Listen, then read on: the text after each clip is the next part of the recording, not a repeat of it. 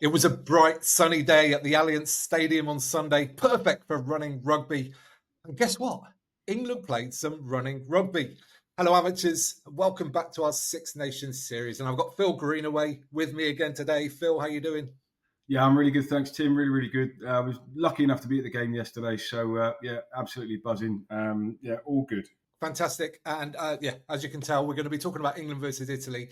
And it's always good, as you just mentioned there, to talk to somebody who's actually in the ground because you get a whole different experience from being there. And I think actually the Italy game is often quite a different experience compared to some of the others as well. What was your day like, Phil? Tell me a bit about it.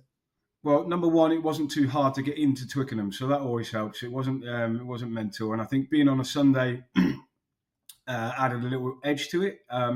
There was some great Italian support of the game as well, which is always nice to really sort of connect with the opposition fans.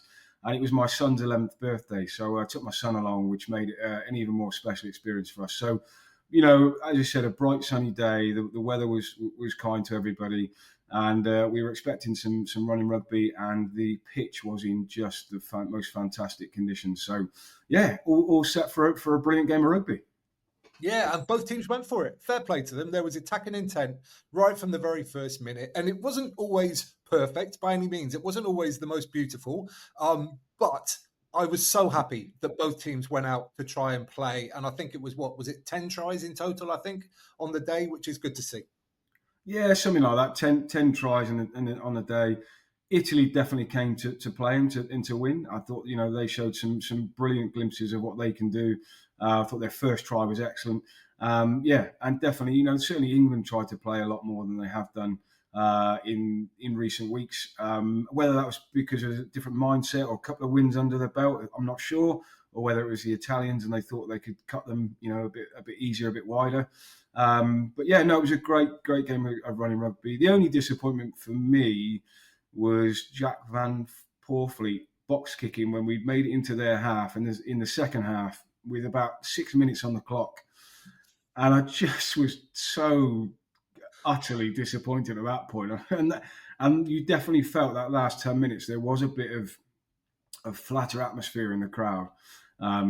Maybe because the game was won, but we just really wanted to see England cut loose and open up then. 18 points clear.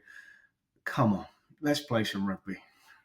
I picked out that exact point in my post-game live because it was just like, oh no, like out of all the days when you can go and get some reps in, like they need to practice their attacking play in real life situations, in proper test matches. And it was just another opportunity to do that. But instead they went back to structure and back to that stuff, which, to be fair, they hadn't done a lot of during the rest of the game. Yeah, which was why it was so surprising. I mean, my 11-year-old son said, "Dad, why are we kicking there?" It was just... and I think genuinely at that point, people started to leave the crowd at Twickenham. So what should have felt like, and what was a really good atmosphere for 70 minutes, I have to be honest, the last 10 minutes was really flat and people started to leave the ground. But we can't be too critical. Like you said, some great tries scored and some really, really good rugby. England looked to offload more than they have done for a long time. Got some dominant collisions there. But kept their driving game. They kept it tight when they needed to in terms of being in their 22 to really damage the Italians. But yeah, I just can't get over that point in my head. And I haven't listened to your post game yet, Tim, either. So it's not like we've teed this up together. But that was disappointing. I just thought, in many respects, I've not been a fan of Harry Randall coming off the bench previously. But he might have been the spark that England needed there in that last 20 minutes just to really, really raise the pace of the game. Yeah, completely. Let's talk about this offloading because England did, as you rightly pointed out, offload or attempt to offload a heck of a lot more during this game. They got the opportunity to do that, like you said, through some dominant collisions, but it did sometimes lead to turnovers where the Italians were very, very good. And I was just wondering, just thinking about it before we started talking, I think it's probably because once that player got offloaded, they were tackled, so therefore out of the potential next ruck. And I think England are just a little bit too much stuck in their structure sometimes, so people aren't reacting quick enough to go, oh, that guy's out, we've offloaded, I'm going to need to get to that next ruck now. And I think that led to a couple of the turnovers. Yeah, and I think that is probably the next part of the evolution for England and their game is recognising when structure goes out the window. I think if you make a line break or if you make an offload, those are the two times for me where structure does go out the window. Structure's good, for breaking down the opposition and trying to manipulate space, etc. But once you've identified that you've got a dominant collision or you've made a line break, all better off for me in terms of structure. And it is about recognising that ruck needs resourcing or just pushing from my pod out here, the nearest one, they've got to fire in, or you've got to get people working from the previous ruck. So you're almost double rucking and always looking and expecting that offload to happen rather than it sort of being a once off. So for me, that's the evolution for England next, and the next part of their game, really. Yeah, completely. There's one try I want to talk about from the first half specifically, and it was the last one. This was the Ollie Slytome try in the far left-hand corner. And it just struck me that something that rugby players do in training all the time, which is basically stand still and pass the ball to each other. That's what 4 England backs did, and it was required in that moment. And it's a funny thing because, a lot of people would look at that and go, well, you should be running onto the ball, you should be running onto the ball. But in that situation, it was exactly right that they stood still, caught pass, score in the corner. Yeah, and again, they'd recognise that space. Clearly, the call had come in, and it was just stand and pass. Get the ball to where the space is, and get the ball to. We talk about it with kids all the time, like feed the speed, and that's exactly what they did. And I actually thought that Fraser Dingwall did a good job of recognising when to stand and pass, and when to attack the line, and when to manipulate the tight space around him. So, yeah, just stand and pass. Sometimes the game's really simple. We make it a little bit more complicated than it needs to be. If there's a really quick guy on the edge who's in a load of space, give him the bloody ball. Completely. Now, one other sort of major incident from the first half happened quite early on when poor Ollie Lawrence got shot by a sniper, and that does look like a bad injury to me. I don't think we've heard yet exactly the extent of it. But I thought that didn't help England, I didn't think, because the midfield looked a little bit less balanced after Elliot Daly went into 13, because they're not the same player. Elliot Daly and Lawrence do quite different things. But England sort of persevered through that. How did you see that change England's game plan a little bit, Phil, if anything? Yeah, definitely. It took them 5 or 10 minutes to adjust, didn't it? It really did. And Ollie Lawrence is such a good ball carrier, and he does offload really, really well when he comes through the middle. Not so well when we were reviewing the previous week when he did the one against France or Scotland and we dropped the ball. But I definitely think that took England some time to adjust. And I thought Daly was actually having a really good game at 15 as well. But it allowed Marcus Smith to come on and do the things that he does really, really well in terms of attacking space. And the try that he scored when he followed that guy through for the offload line was excellent. Definitely, I think Lawrence does provide some go forward from the back line off those first phase strikes. He also allows a bit of deception in there as well, in and around him. So if he's not carrying, people have still got to defend him. They've still got to put 2 men on him sometimes because everyone knows how strong he is at manipulating that contact area and getting through and offloading. But yeah, definitely took England sort of 5 or 10 minutes to adjust. And Daly at 13. I wouldn't be picking him there as my first choice for sure. Okay, what about the Italians? Who out of the Italian team impressed you, Phil, and why? Well, I think the Italian centre pairing are excellent. I mean, I really do think they're absolutely superb. And Vincent, the number 8, I thought was brilliant. I thought he finished his try really well, showed his pace. Jesus, he showed some pace finishing that off. And I thought Stephen Varney went well for them at 9. I thought he just got the ball up and cleared the ball away. I didn't think that Capuozzo had as good a game as I've seen him have for a while. I thought he was a little bit quiet, but obviously still scored a decent try. But yeah, so I think that Italian centre pairing is something they can really build a team around, those two. Yeah, they're world class. They're absolutely world class. And I think Marcus Smith has gotten a little bit of stick for the Vincent try. He kind of bought the dummy a little bit. But I think I want to defend him a little bit, really, because it would appear to him, look, there's a number 8 running, and they would have known how quick Vincent is. But there was inside cover that could have potentially got to him. So Marcus had to sort of deal with the other threat. Unfortunately, Vincent is absolute gas. One of the quickest players on the pitch, I think. Yeah, he must have been. I mean, he's tearing up trees as well for Exeter when he plays, and I was really impressed with him. His work rate around the ball and everything he does. Yeah, I'm with you. Marcus was almost in a catch-22 situation there, wasn't he? he sort of did buy the dummy, but yeah, you forgive him. He's made that decision. He's not long on the pitch either. From sort of was expecting to come on at 10 in the last 20 minutes, but I know he's got to prepare for every situation. But yeah, I'm with you. The line had been broken, and you got to make a decision in those situations. Yeah. Now, something I'm really interested to hear, whether it got picked up in the stadium or not, it was something that happened before that Marcus Smith try that we've already spoken about, and that was Will Stewart's crazy feet, sidestep, and sent the hooker just onto the floor and then charged through. That was absolutely majestic. Did that get sort of picked up in the stadium?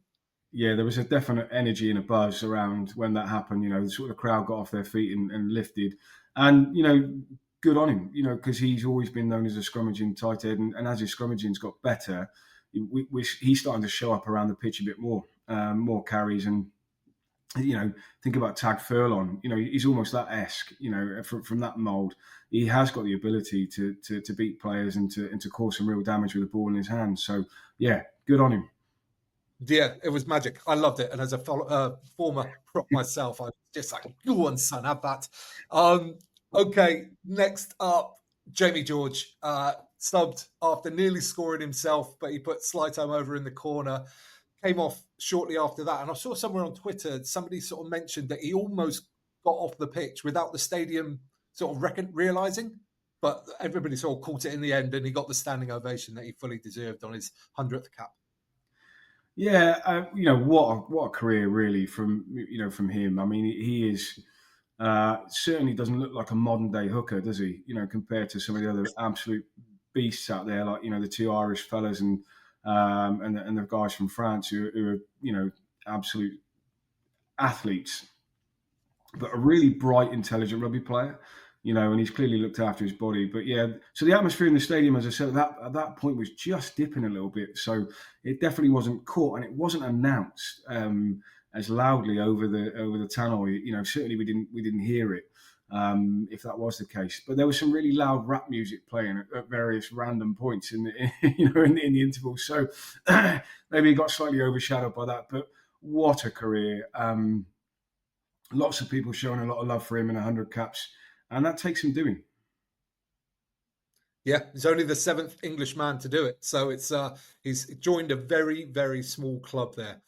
Okay, there was lots more tries. Are there any other sort of big talking points or bits of technical stuff, Phil, that you picked out that you want to mention? No, not too much. I was really encouraged by England playing. England definitely came out to play. When they went to try down, they didn't panic. They just got back to playing their game. They didn't go away from what they'd done.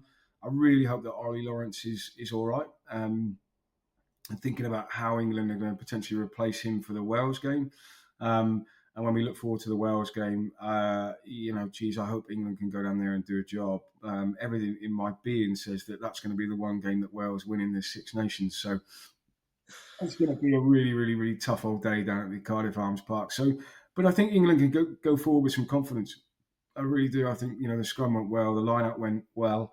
A ridiculous amount of movement in our lineup at times, which I never quite understand. But just get the ball in and win it. But I think England have got a template to move forward from. I think they'll review the game, today or tomorrow. They'll be relatively pleased with 80% of what they did. But definitely, the balance of that back row looks a lot better. I thought Tom Willis, took his try really, really well, and is starting to grow into that role in the back row. And if England can just make sure that they when they make those line breaks and when they make those offloads, the structure goes out the window. Like you look at the French and the way that the French do it, there almost is no structure to anything they do at times. So, really excited by what the future might hold for England. And I think a few people will have put their hands up for places on the Lions tour in the last few weeks. So, exciting times. It is, yeah. And actually, you said something there, which was one of the things I was most pleased about as well. When Italy scored their first and then their second try, and it's now sort of 14-all after 20, 25 minutes or whatever it was, I was worried that England did concede the odd turnover at the breakdown and that they might go back into their shell a little bit, but they didn't. They kept playing, they kept trusting it, they kept believing that they'll get the ball back and they'll come out on the right side of the scoreline after all. So I was really pleased about that confidence, I guess, along with the intent to play. I want to know your opinion though, Phil. Like, let's assume Ollie Lawrence isn't fit next week. Who will you be picking at 13 for that Wales game? Well, I've just nailed my colours to the mast, and it won't be Elliot Daly. I'm not sure actually. Do they pick Luke Northmore? Do they go with somebody like that who's playing well in the Premiership and doing a good job for Harlequins? I think it's a tough one. Would someone like Tommy Freeman move into 13? I thought that might have been the change that they might make. But yeah, I think who knows with these England selectors these days. I think maybe Luke Northmore might get the shot. Yeah, the other name that came up recently as well is Oscar Beard, who did well for the A team, another Harlequins player. There's a lot of people that want to see Tommy Freeman at 13. A lot of people. Like, it comes up all the time. He hasn't played a huge amount there for Northampton. He has played a bit, but not a huge amount.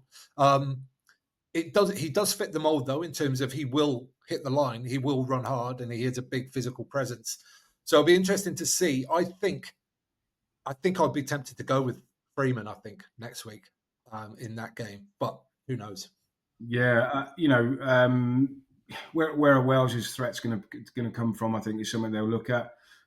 Freeman, defending at 13, it's a difficult spot to defend. It's almost, you're right on the edge there. When do you jump in? When do you drift? And whilst Freeman is quick, his short footwork, I wouldn't necessarily say is the best, but top end speed once he gets going is excellent. I might be doing him a disservice, and he's clearly quicker than me, Tim. But so the nice thing is, I think they do have some options, as you said. The Oscar Beard went well in the A team, so it's going to be interesting. But I think they might go with Freeman.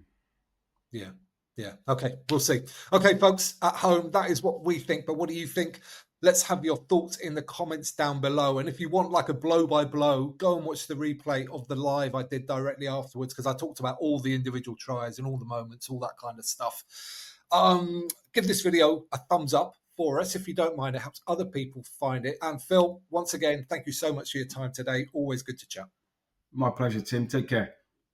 Awesome. People at home, you can subscribe there. You can watch that one next. And don't forget to get out and play.